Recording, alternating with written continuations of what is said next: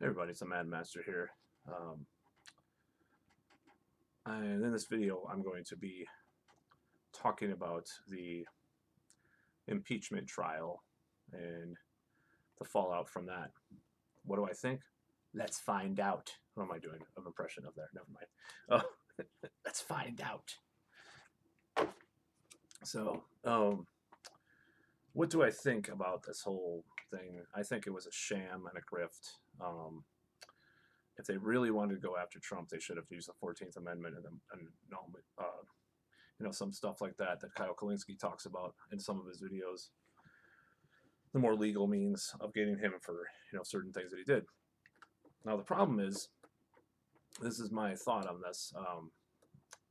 Trump is a caricature of many things that already are in existence in politics and with these politicians.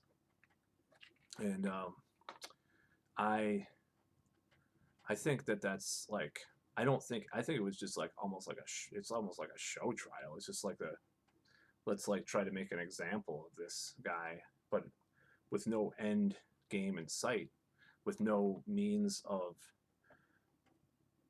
actually going after him for things that he has done. It was a grift and a virtue signal for these people to do this. And I think it was stupid, and I think it was ridiculous. I have a friend that said he got out by a constitutional technicality. Ironically, a famous YouTuber retweeted. I'm not going to say who it is. I'll just say it's not Stick, Sex, and Hammer, but it's someone somewhat similar. I am friends with someone he tweeted. I'm friends with someone the other guy retweeted. Let's face it. I'm not gonna tell you, but you can just do the math. He's a metalhead in weird movies and stuff, and he loves Michael Jackson. We'll just give it that. This guy retweeted my friend who said this, and I haven't debated my friend. I see him like once or twice a week. My friend. It's kind of I feel like, oh, I'm talking about the famous YouTubers now. Oh my god, I want your autograph. Uh, you know, it's kind of stupid, but I disagree with that. I think they had no real game. It's just a game to them. These Democrats and stuff that were going against Trump, like with the impeachment. Now, I don't think. First of all, I think impeaching someone after their president is stupid in the first place. Now, if they want to prevent him from running again, that's another story entirely. But they just made him stronger, just like they always do, because the problem is the system itself allowed Trump to exist, because you have two, somewhat paradoxical ideas at play here. One is that the system is corrupt, so having some kind of demagogue savior coming from whichever side is what the other side wants, because they know that Trump cuts through a lot of this idea of a standard politician that's chosen by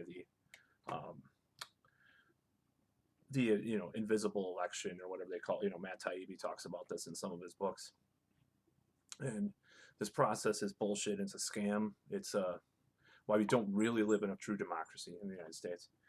And invisible primary is actually the term you use, but the term they use. So the Trump cut through that, but at the same time, the things that he emboldened are not really that different than a mainstream Republican. It's just that he gave it, more obnoxious face. That doesn't mean that he wasn't like a little bit more supported by neo-Nazis than previous Republicans or whatever. I'm not saying that. So we have this paradoxical two things that he was about, and these, the Democrats and the neoliberals, particularly, and the neoconservatives going after Trump is not because they want to stop what Trump was, the really bad things that Trump was about, because the really bad things Trump was about is something they already support. Case in point, CNN anchors saying that this is the first time that Trump has looked presidential when he bombed Syria. I mean, what more can you say that about that? That's fucking just, you know, the stuff that Trump did is he is showing them he's putting a mirror up to our society, to our culture, from both ends, from both, the left and the right. He's showing the left how hypocritical they are about certain things. He's showing the right how the hypocrite. He's like this mirror, and you project what you want to see in the mirror, and you want to, and if you really hate what you see in the mirror, you want to smash it, right? And they can't really look in the mirror and see that they've been the corrupt ones for years since World War II. They've been one of the ones pushing the military-industrial complex, the war on drugs, corruption on all levels for decades. I mean, it goes well beyond that because America is founded on a corrupt ideals in the first place. Which some of the ideals I do support that aren't so corrupt, but a lot of them are corrupt. Slavery, fucking all the stuff that the SJWs talk about is pretty much true. I mean, America is founded on white supremacy and colonialism on its own, from its own end, and exploitation, and capitalism, which is inherently corrupt, even though I'm a capitalist, but, it might be just the, lesser of all the evils that are out there. I've been leaning towards anarchism in some ways, though, recently, watching some Michael Malice videos, too. So Trump is this mirror that is held up, and that, the neocons will see that, they don't want their ideas exposed, that they're really about, destroying the Middle East for their idea of capitalism to flourish. The neoliberals don't want the trade deals destroyed or exposed that Trump was going after.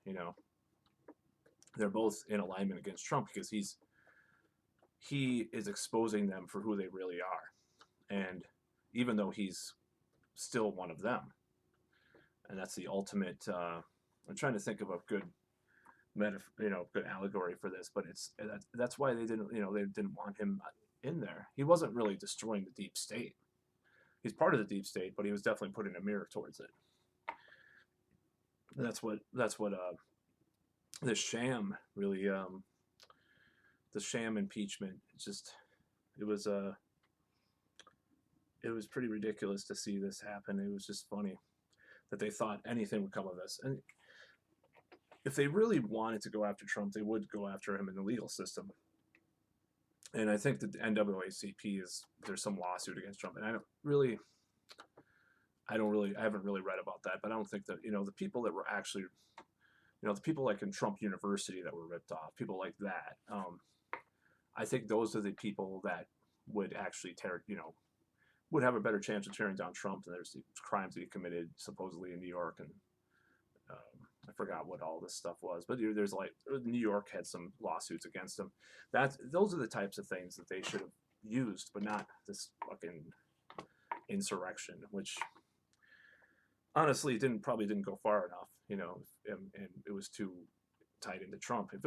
If it wasn't tied into Trump, then in some ways I support it. In some ways, philosophically, I support, overturning the system. What did Thomas Jefferson say? Every 20 years. In some ways, I support that. I don't support I didn't support what happened in the Capitol riots because it was too attached to Trump, and it's like, oh, okay, what are we going to replace this with? Just just Trump? That's so stupid. Now, I don't think that all the people in Capitol riots, granted, were totally diehard Trump people. Some of them were actual libertarians that were trying to reclaim their power after the government pretty much took over everything the past year with the lockdowns and everything, and they saw their businesses destroyed. And I think there was even I don't know, was it CNN or New York Times or something, Washington Post, one of those mainstream pieces of garbage, basically. They did say that many of them were, economically disadvantaged that went to the Capitol. So they were, they're on the right track there. You look at that. But I think impeachment was a stupid idea, but I think it was made to fail. I think the people that are listening to these people, the Democrats, the normies that are watching these proceedings are saying, "Oh yeah, finally we get Trump. Oh wait, oh we can't. Oh, what happened? The evil Republicans did all this stuff. Oh, it had no chance of succeeding. Is my point. There's no chance of success with the impeachment, and I didn't really cover the previous impeachment proceedings that well, and I didn't really look. I bought the Mueller report. I never read it, but I was it's just like it's the same thing. It's like they have this chance to grift their supporters and donors. So I get emails from Move On every day about support our impeachment proceedings. Oh well, we lost the impeachment. Now we can go after them. Politically, it's like send us money. It's a big fucking grift, is what it is. And it probably always was a grift. Just demonize your enemies as these puppets of Russia, and we'll prove it in this impeachment, and we'll get Trump out of office. And it's like Young Turks or MSNBC would always have only 5 days left. I think Trump will probably leave, or he'll leave on his own, or he never left. And he's stronger than ever. In a certain way, he's stronger than ever because he survived all this stuff already with these 2 impeachments. Totally, he survived. He's gonna probably survive all this stuff because they're not getting the fucking point of why Trump was popular in the first place, and that their own shortcomings, they're not looking in the mirror at their own shortcomings as a party, the Democrats namely, and they're not really looking, at the big picture.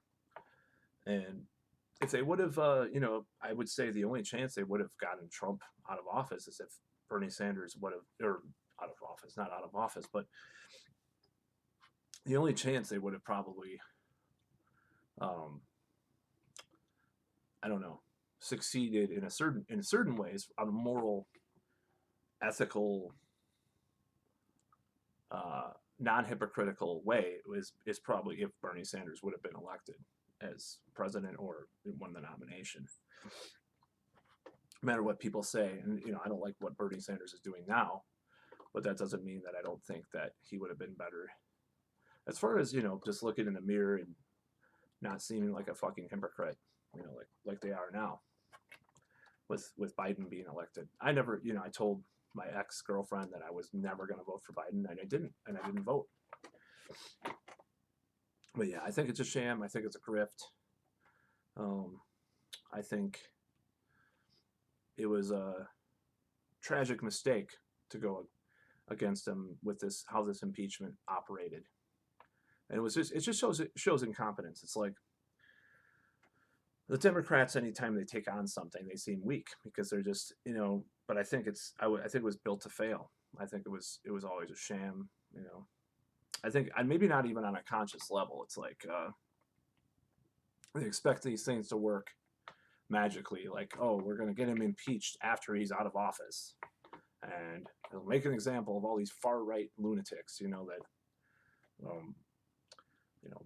we just want things to go back to normal where, we can run our grift without being held accountable, for our mistakes, our failures, and our pushing this unilateral globalization that we've been pushing for the last 30 years with, starting with Bill Clinton and, these other people, these other fucking fraudsters and criminals and grifters. They might throw a few crumbs once in a while to the people, but, they're pieces of shit just as much as Trump is. But they don't do mean tweets or whatever, that's the thing. They don't say sort of racist stuff. They smile a little bit more. So, that's worse, That's worse that people follow these people more that just, they talk a little nicer, but pursue the same policies across the board. And the Trump derangement syndrome, as I call, as people call it, my definition is that when these neoliberals and neocons are pushing their whole agenda, they can use this Trump thing as this scapegoat, as this rallying card to push their own corruption into the system even more. And that's the sad thing about the state of affairs. And that's what culminated in this impeachment sham that didn't happen. It didn't happen. Sorry, he's not impeached, and he'll never be impeached. He'll never. They can't impeach him 3 times. Try to impeach him 3 times. It's all symbolic. It's only going to make him stronger. The party that he, his Patriot Party or whatever the fuck he does now, stronger. They're just the best way to get Trump, to go after Trump is by. Honestly, this is the ultimate solution for them, is by ignoring him, by pretending he doesn't exist, by not covering him in the media. Read Matt Taibbi's books, talks about this. Like, they created this monster, themselves, by covering him and by talking about him all the time, by focusing on him, because now they're scrambling. Their revenues are having record losses now. MSNBC, all these media outlets, even Fox. Because people are tired of the shit. They know that it's a lie. They know it's a scam. Whether they're on the right or the left, whether they voted for Biden or not, they know it's a scam. They know they're getting scammed by these people. And, they propped up the dying dinosaur corporate lamestream media for 4 years. Trump, one man, Trump, he propped them up. So they had to have this last hurrah where they make all this advertising revenue and all this stuff, and they get their grift, their MoveOn.org emails, support our party, that's being propped up by a half-dead fucking nearly octogenarian man. Not that Trump is any spring chicken either, but that they have to probably drug up or prop up every day he does a speech. And to be fair, Biden hasn't done everything wrong. There are some crumbs being thrown out there, to the people. There are some things that are okay. Record executive orders, which, when Trump did them, record executive orders, they were at his throat, but now that Biden's doing it, we're going to ignore it. I just hate hypocrisy. Like my friend who was quoted by a certain famous YouTuber retweeted and bashed. And I kind of agree with in part, the bashing, because I don't think that there's anything such as constitutional technicalities. There's even either constitutional or unconstitutional, no in betweens. I guess in the context of what happened with Trump, it is a constitutional technicality. But it's just like, I don't know. It's just gotten so ridiculous. Not going to say who that person is or who the person he retweeted, which is kind of funny because it's like, wow, my friend got retweeted by a famous YouTuber. It's one of those things that that people have to just think about before they go into this political quagmire of reality that we're in. It's just like, you only made him stronger by going after him in the wrong way. That's what the left has been arguing for 4 years as well. The dissident left, or the non-establishment left, I should say, because you're just trying to prop up the same system that created Trump in the first place. You're going after the symptoms. You're decapitating your someone has gangrene, and you're just, I don't know. I'm trying to think of a metaphor and I can't really think of it, but it's stupid. It's ridiculous. And I thought it was a sham. I'm glad that I'm not part of the two-party system any longer. I was pretty much a Democrat up until April of 2020. Once I started to see the hypocrisy in the system, just the dying system propped up in its place. I was kind of like non-mainstream Democrat. I was like an AOC fucking Bernie person. You know, I was like, oh, the Democrat still has some good people. I don't like them for the most part. Oh, now I just think they're all corrupt, grifters, and you know, we need a new system, new parties, different parties. You know, but I think more and more that statism in the first place is the system. Statism leads to corruption indefinitely. So I'm against all politicians pretty much at this point. So that's about all. Peace out.